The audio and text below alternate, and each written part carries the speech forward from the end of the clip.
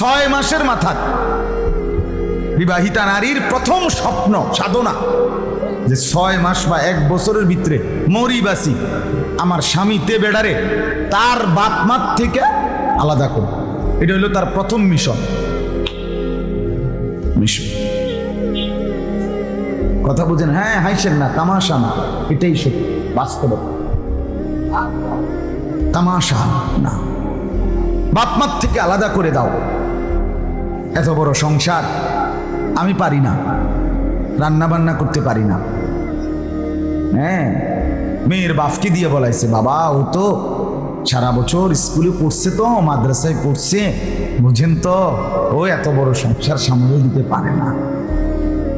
এটা আলাদা ছোট্টখাট্ট বাসা নিলেই হয়, কিছু ফার্নিচার আমরাও দিলাম, আপনিও কিছু ব্যবস্থা করলেন, দেখেন না বাবা, বা শুদ্ধ মারে শ্বশুর আব্বায়, শুদ্ধ মাইরা হ্যাঁ নিচে শেষ করে, বুঝেন নাই?